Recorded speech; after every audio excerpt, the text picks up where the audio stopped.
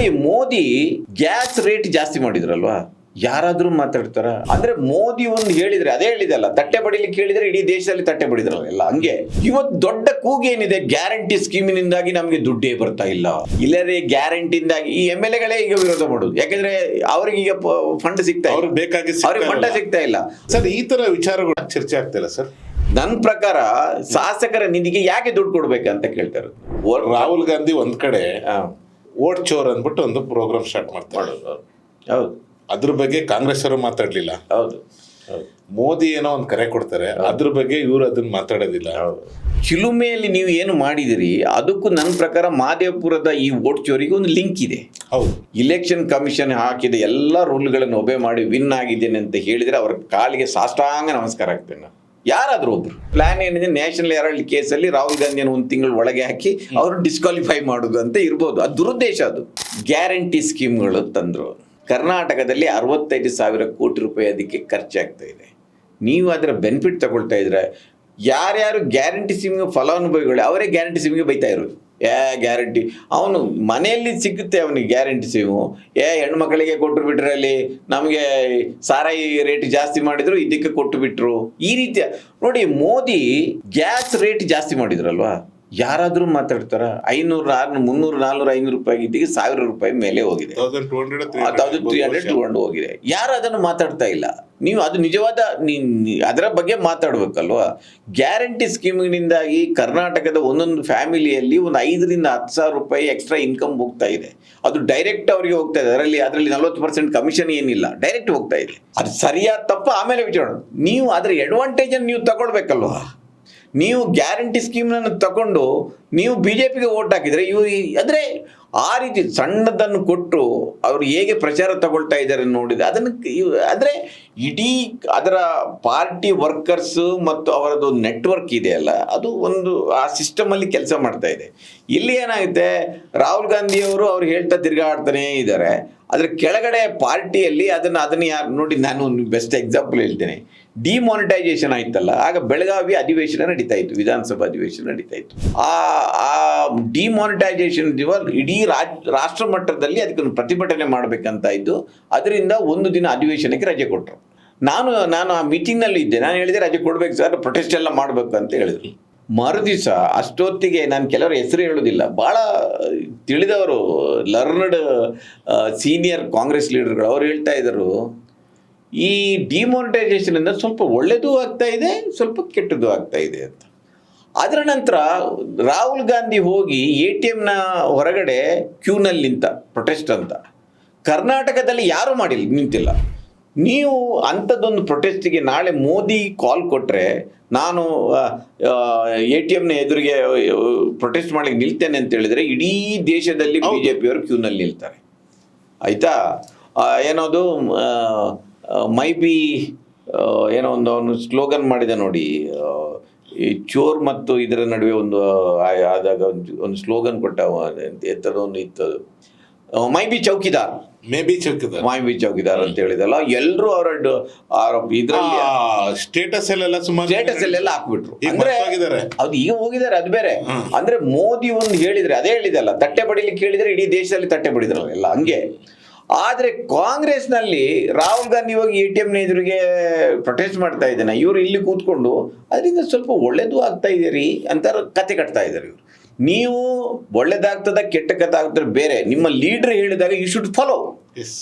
ಅದು party cadre ಆ ರೀತಿ ಮಾಡಬೇಕು.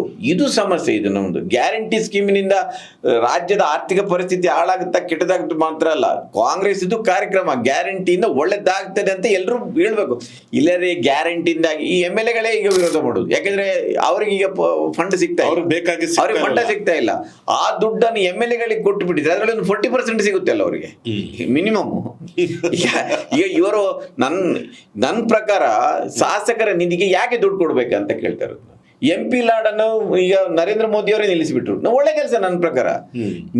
ನಿಮ್ಮ ಕ್ಷೇತ್ರದಲ್ಲಿ ನಿಮಗೆ ಶಾಲೆ ಆಗ್ಬೇಕಾ, ರಸ್ತೆ ಆಗ್ಬೇಕಾ, ಆಸ್ಪತ್ರೆ ಆಗ್ಬೇಕಾ, ಏನಾಗ್ಬೇಕು, ನಿಮ್ಗೆ ಇರಿಗೇಷನ್ ದುಡ್ಡು ಬೇಕಾ, ಜಿಲ್ಲಾ ಪಂಚಾಯತಿ ಇದೆ, ಅದಕ್ಕೆ ದುಡ್ಡು ಕೊಡ್ತಾರೆ. ನಿಮ್ಮ PWD ಇದೆ, ಇರಿಗೇಷನ್ ಡಿಪಾರ್ಟ್ಮೆಂಟ್, ಅವ್ರು ಕೆಲಸ ಮಾಡ್ತಾರೆ. ನಿಮ್ಮ ಕೈಗೆ ಯಾಕೆ ದುಡ್ಡು ಕೊಡ್ಬೇಕಂತ ನಾನು ಕೇಳ್ತಾ ಇರೋದು. ನಿಮ್ಮ ಕೈಗೆ ಯಾಕ್ರಿ ದುಡ್ಡು ಕೊಡ್ಬೇಕು? ನೀವು ಒಂದು ಜಡ್ಪಿ ಒಂದು ಗೌರ್ಮೆಂಟ್ ಕೆಲಸ ಮಾಡ್ತದೆ ಇಲ್ವಾ ಅಂತ ನೀವು ಮಾನಿಟರ್ ಮಾಡಬೇಕು. ಅದಕ್ಕಾಗಿ ನಿಮ್ಮನ್ನು ಶಾಸಕರನ್ನಾಗಿ ಮಾಡಿ ಅದಕ್ಕೆ ಸಂಬಳ ಕೊಡ್ತಾರೆ ಸಪರೇಟ್ ಆಗಿ. ಅದಕ್ಕೆ ಕೊಡ್ತಾರೆ. ನೀವು ಅದಕ್ಕೆ ಆ ಭರವಸೆ ಕೊಟ್ಟು ನಾವು ನಿಮಗೆ ಒಬ್ಬ ಕಾಂಟ್ರಾಕ್ಟರ್ಗೆ ದುಡ್ಡು ಕೊಟ್ಟಾಗಿ ನಿಮ್ಗೆ ಯಾಕೆ ದುಡ್ಡು ಕೊಡ್ಬೇಕು? ನನಗೆ ಅರ್ಥನೇ ಆಗ್ತಾ ಇಲ್ಲ. ಇದು ಯಾರಾದರೂ ಇದನ್ನು ಕೋರ್ಟಿಗೆ ಹೋಗಿ ಅದನ್ನ ತೆಗಿಬೇಕು. ಅದನ್ನು ನಾನು ಬಹುಶಃ ಅವರು ಸ್ಪೆಂಡ್ ಮಾಡಿರ್ತಾರಲ್ಲ. ಎಕ್ಸಾಕ್ಟ್ಲಿ, ಬಹುಶಃ ಅಲ್ಲ, ಅದೇ ಉದ್ದೇಶ ಅದು. ಅದಕ್ಕಾಗಿ ನೀವು ಯಾವ ಶಾಸಕರನ್ನು ಕೇಳಿ, ನಾನು ಈ ಸಂದರ್ಭದಲ್ಲಿ ನನಗೆ ಸ್ವಲ್ಪ ವಿರೋಧ ಮಾಡ್ಬೋದು ಯಾರಾದರೂ, ಬಟ್ ಇದನ್ನ ಜನ ಪ್ರೊಟೆಸ್ಟ್ ಮಾಡಿ ಇವರ ಕೈಗೆ ಯಾಕೆ ದುಡ್ಡು? ಮೊನ್ನೆ MLC ಗಳಿಗೆಲ್ಲ ಹೋಗಿ ನಮಗೂ 50 ಕೋಟಿ ರೂಪಾಯಿ ಕೊಟ್ಟು, ಅದೇ ನಿಮ್ಗೆ ಯಾಕ್ರಿ ದುಡ್ಡು ಕೊಡಬೇಕು? ಸರ್ಕಾರಕ್ಕೆ ಒಂದು ಬಜೆಟ್ ಇದೆ, ಜಿಲ್ಲಾ ಪಂಚಾಯತಿಗೆ ಒಂದು ಬಜೆಟ್ ಇದೆ, ನಗರಸಭೆಗೆ ಒಂದು ಬಜೆಟ್ ಇದೆ. ಆ ಬಜೆಟ್ ಪ್ರಕಾರ ಕೆಲಸ ಮಾಡಬೇಕು. ನಗರಸಭೆಗೆ ದುಡ್ಡು ಕೊಡಿ, ಗ್ರಾಮ ಪಂಚಾಯತ್ಗೆ ದುಡ್ಡು ಕೊಡಿ, ತಾಲೂಕ್ ಪಂಚಾಯತ್ಗೆ ದುಡ್ಡು ಕೊಡಿ, ಜಿಲ್ಲಾ ಪಂಚಾಯತ್ಗೆ ದುಡ್ಡು ಕೊಡಿ, ಅವ್ರು ಕೆಲಸ ಮಾಡ್ತಾರೆ.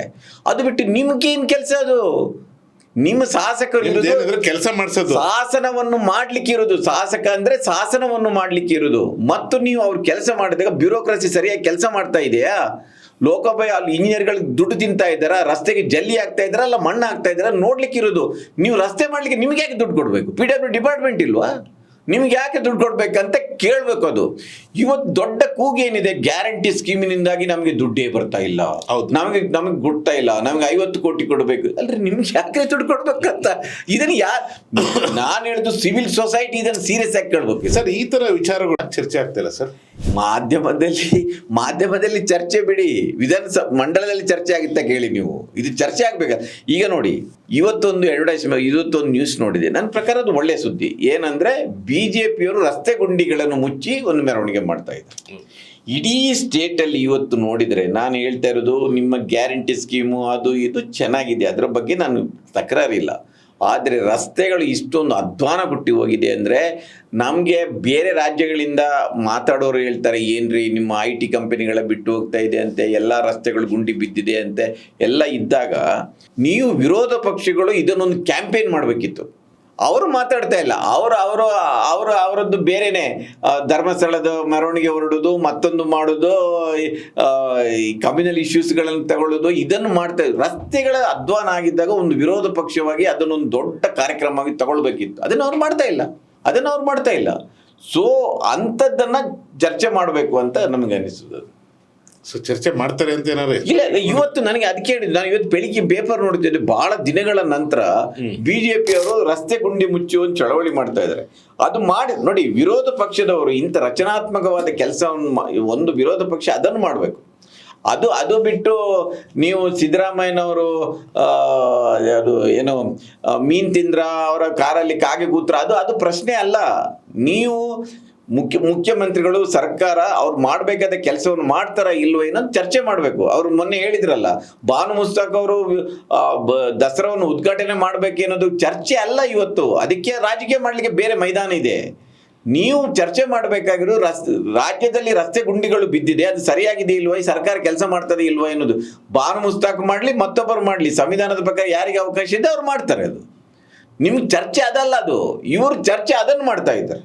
ಸೊ ಒಂದು ನೋಡಿ, ವಿರೋಧ ಪಕ್ಷಗಳು ಸರಿಯಾಗಿ ಕೆಲಸ ಮಾಡಿದಾಗ ಆಗ ಸರ್ಕಾರ ಸರಿಯಾಗಿ ಕೆಲಸ ಮಾಡುತ್ತೆ.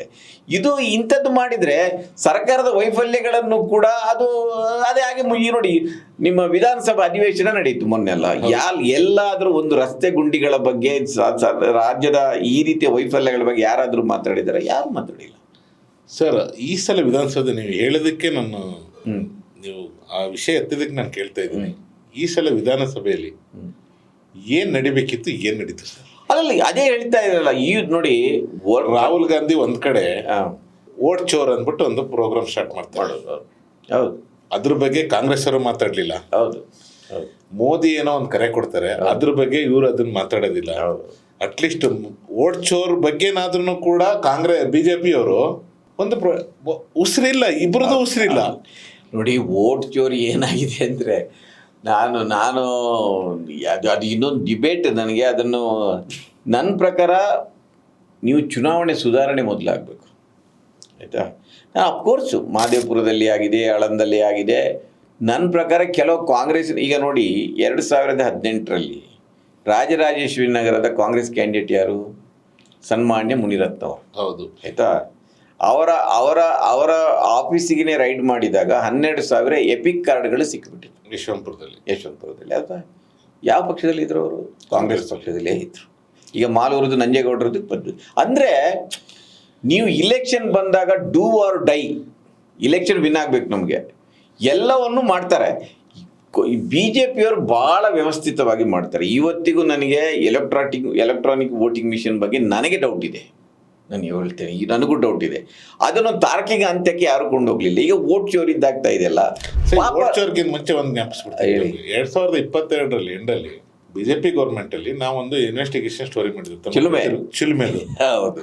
ಅದ್ರ ಬಗ್ಗೆ ಘಟಾನುಘಟಿ ನಾಯಕರುಗಳು ಇನ್ಕ್ಲೂಡಿಂಗ್ ಇವಾಗಿನ CM ಕೂಡ ಮತ್ತೆ DK ಶಿವಕುಮಾರ್ ಅವರು ಕೂಡ ಮತ್ತೆ ರಾಷ್ಟ್ರೀಯ ನಾಯಕರುಗಳಿದಾರಲ್ಲ, ಎಲ್ಲ ಬಂದು ಪ್ರೆಸ್ ಮೀಟ್ ಮಾಡಿದ್ರು, ಎಲ್ಲ ಮಾಡಿದ್ರು. ನಾವು ಪೇಪರ್ ನಮ್ದು ಪಬ್ಲಿಷ್ ಎಲ್ಲ ನಮ್ಮಲ್ಲಿ ನ್ಯೂಸ್ ಮಿನಿಟ್ ಅಲ್ಲಿ ಮಾಡಿದ್ರು. ಓಕೆ, ಅದಾದ್ಮೇಲೆ ಅವ್ರು ಹೇಳಿದ ಅವಾಗ ನಿಮ್ಗೆ ಜ್ಞಾಪಕ ಇರುತ್ತೆ, ಯಾಕೆ ನೀವು ಇದ್ರಿ ಆ ಟೈಮ್ನಲ್ಲೂ. ಹೌದು. ಸೊ ಅವಾಗ ಹೇಳಿದ್ರು, ನಾವು ಒಂದು ಸಲ ಅಧಿಕಾರಕ್ಕೆ ಬಂದಾದ್ಮೇಲೆ ಇದೆಲ್ಲ ಹಾಗೆ ಮಾಡ್ತೀವಿ ಹೀಗೆ ಮಾಡ್ತೀವಿ ಅಂದ್ಬಿಟ್ಟು. Till and today they are not taken any action. ಅದರಲ್ಲಿ ಪ್ರಧಾನ ಅಂದರೆ ಅವ್ರು ಇದ್ದಾರೆ ಇಲ್ಲೋ ಗೊತ್ತಿಲ್ಲ, ಅದಕ್ಕೆ ಜವಾಬ್ದಾರಿಯಾದ ಮನುಷ್ಯನನ್ನೇ ಕಾರ್ಪೊರೇಷನ್ಗೆ ಕಮಿಷನರ್ ಮಾಡಿದ್ರು, ತುಷಾರ್ ಗಿರಿನಾಥ್. ಅದೇ ಹೇಳೋದು. ಸೊ ಅದರಲ್ಲಿ ಅದು ಏನೂ ಆಗಲಿಲ್ಲ. ನಾನು ಅದನ್ನೇ ಹೇಳ್ತಾ ಇರೋದು.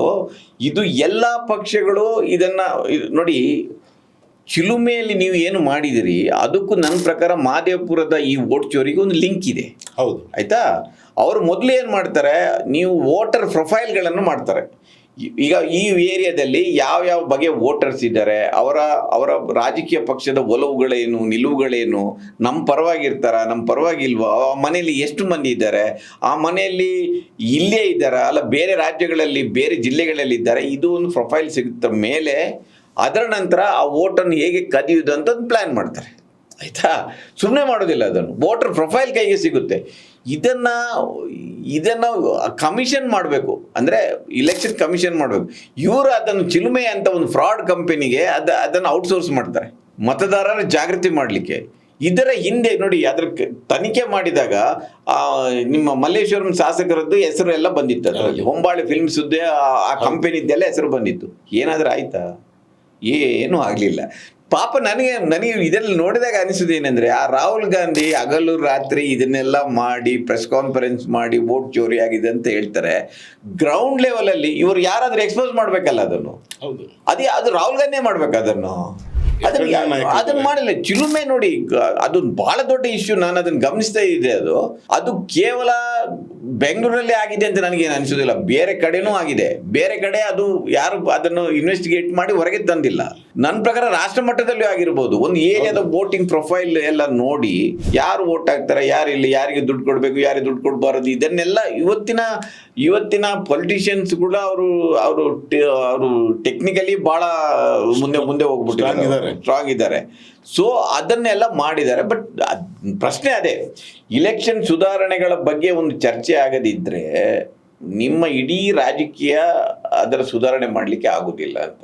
ಅಂದರೆ ಒಬ್ಬ ಸಾಮಾನ್ಯ ಮನುಷ್ಯ ಕೂಡ ಈಗ 95 ಲಕ್ಷ ರೂಪಾಯಿ ಖರ್ಚು ಅಷ್ಟೇ ಮಾಡಿ ಅವನು ಲೋಕಸಭೆಗೆ ಇಲೆಕ್ಟ್ ಆಗಿ ಹೋಗುವಾಗೆ ಇರಬೇಕು. ಆಗುತ್ತಾ?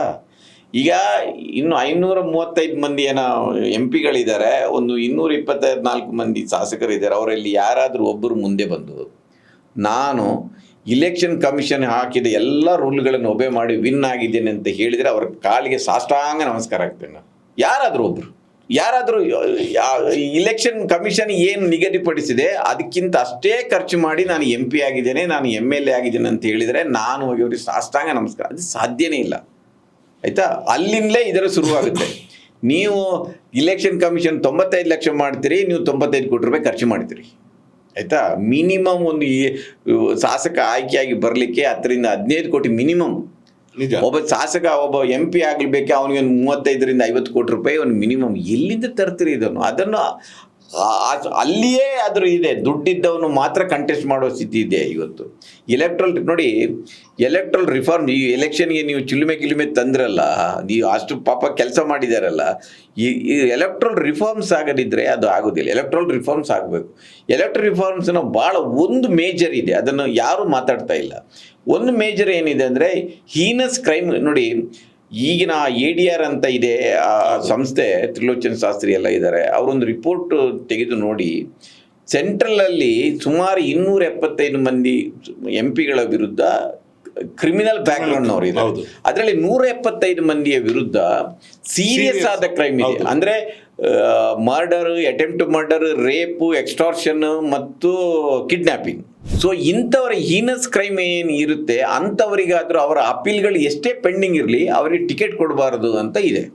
ನೀವು ಅದು ಒಂದನ್ನು ತಂದರೆ ಒಂದು ಅರ್ಧದಷ್ಟಾದರೂ ಒಂದು ಕ್ಲೀನ್ ಆಗುತ್ತೆ. ಸ್ವಲ್ಪ ಸುಬಗರು ಏನಿದ್ದಾರೆ, ಒಳ್ಳೆಯವರಿದ್ದಾರೆ, ಅವ್ರಿಗೆ ಟಿಕೆಟ್ ಸಿಗುತ್ತೆ.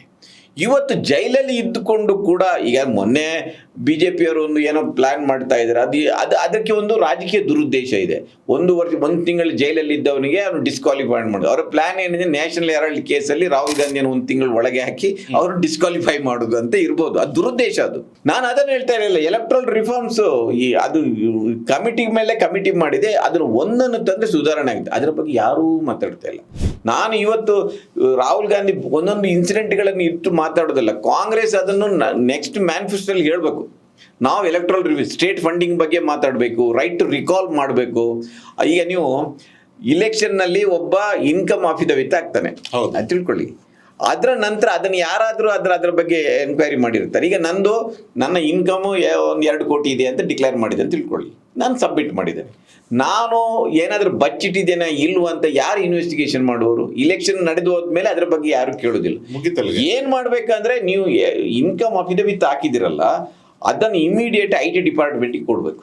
ಕೊಟ್ಟು ಅದನ್ನ ಇನ್ವೆಸ್ಟಿಗೇಷನ್ ಮಾಡ್ಲಿಕ್ಕೆ ಹೇಳ್ಬೇಕು. ಅಲ್ಲಿಂದ ಒಂದು NOC ತರಬೇಕು. ನೀವು ಮಾಡಿದ್ದು ಇದೆಯಾ, ಬೇನಾಮಿ ಇದೆಯಾ, ಇವ್ರದ್ದು ಏನು ಮಾಡಿದರೆ, ಬಚ್ಚಿಟ್ಟಿದ್ದಾರಾ, ಯಾರ ಬಿದ್ರು ಮಾಡಬೇಕು. ಆಗ ಈಗೇನಾದರೆ ಅದೊಂದು ರಿಚುವಲ್ ಆಗಿಬಿಟ್ಟಿದೆ. ಅವರು ಅಫಿಡವಿಟ್ ಸಲ್ಲಿಸಿಬಿಡೋದು, ಅದರ ನಂತರ ಇಲೆಕ್ಷನ್ ಮುಗಿದ ಮೇಲೆ ಎಲ್ಲ ಮರ್ತು ಬಿಡೋದು. ಅದ್ರ ಬಗ್ಗೆ ಏನೂ ಆಗೋದಿಲ್ಲ. ಸೊ ಎಲೆಕ್ಟ್ರಲ್ ರಿಫಾರ್ಮ್ಸ್ ಭಾಳ ಮುಖ್ಯ. ನೀವು ಎಲೆಕ್ಟ್ರಲ್ ಬಾಂಡ್ ಬಗ್ಗೆ ಹೇಳಿದ್ರಿ, ಈ ಚಿಲುಮೆ ಬಗ್ಗೆ ಹೇಳಿದ್ರಿ. ಇದು ನೀವು ನೋಡಿ ಮತ್ತೆ ಬರೋದು ಎಲೆಕ್ಟ್ರಲ್ ರಿಫಾರ್ಮ್ಸ್ ಬಗ್ಗೆನೇ. ಒಬ್ಬ ಸಾಮಾನ್ಯ ಮನುಷ್ಯ, ಒಬ್ಬ ಸೋಷಿಯಲ್, ಈಗ ನಿಮ್ಮಂಥವ್ರು ನಮ್ಮಂಥವ್ರು ನಾವು ಹೋಗಿ ಇಲೆಕ್ಷನ್ ನಿಲ್ಲುವಂಥ ಪರಿಸ್ಥಿತಿ ಬರಬೇಕು. ಇವತ್ತಿಲ್ಲ ಅದು. ಇವತ್ತು ದುಡ್ಡಿದು ನೀವು ಟಿಕೆಟ್ ಕೇಳಲಿಕ್ಕೆ ಹೋದರೆ ನೀನು ಎಷ್ಟು ಸೋಷಿಯಲ್ ಸರ್ವಿಸ್ ಮಾಡಿದೀನಿ ಅಂತ ಹೇಳಿದಿಲ್ಲ, ಎಷ್ಟು ದುಡ್ಡು ಇಟ್ಕೊಂಡಿದ್ದೀವಿ ಅಂತ. ಹೌದು. ಆಮೇಲೆ ನಿನ್ನ ಜಾತಿ ಯಾವುದಂತ, ನಿನಗೆ ದೊಡ್ಡ ಜಾತಿ, ನೀವು ಹೆಚ್ಚು ಜನಸಂಖ್ಯೆ ಜಾತಿ ಆದರೆ ನಿನಗೆ ಪ್ರಿಫರೆನ್ಸ್ ಕೊಡೋದು. ಸಣ್ಣ ಪುಟ್ಟ ಜಾತಿಗಳಿಗೆ ಈಗ ಅಲೆಮಾರಿಗಳು ಯಾರು ಇರ್ತಾರೆ ಅಂತ ಹೇಳಿ ಅವರಿಗೆ ಒಂದು ಗ್ರಾಮ ಪಂಚಾಯತಿಗೆ ಹೋಗ್ಲಿಕ್ಕೆ ಆಗೋದಿಲ್ಲ. ಇವತ್ತು ಗ್ರಾಮ ಪಂಚಾಯತ್ ಇಲೆಕ್ಷನ್ ನೋಡಿ, ಡೆಲ್ಲಿ, ಈ ಬ್ಯಾಂಗ್ಳೂರ್ನವರು ಹೋಗಿ ಚಿಕ್ಕನಾಗಿನಲ್ಲಿ, ತುಮಕೂರಿನ ಹಳ್ಳಿಗಳಲ್ಲಿ ಗ್ರಾಮ ಪಂಚಾಯತಿಗೆ ನಿಲ್ತಾ ಇದ್ದಾರೆ. ಹೌದು, ಒಂದು ಆಗಿಬಿಡುವ ದುಡ್ಡು ಚೆಲ್ಲಿ. ಸೊ ಇಲೆಕ್ಷನ್ನ ಕರಪ್ಷನ್ ಇದೆಯಲ್ಲ, ಅದು ಕೆಳಗಡೆ ಹೋಗ್ತಾ ಇದೆ. ಹೆಚ್ಚಿನ ವಿಡಿಯೋಗಳಿಗೆ ಪ್ರತಿಧ್ವನಿ ಯೂಟ್ಯೂಬ್ ಚಾನೆಲ್ ಸಬ್ಸ್ಕ್ರೈಬ್ ಮಾಡಿ, ಬೆಲ್ ಐಕಾನ್ ಕ್ಲಿಕ್ ಮಾಡಿ.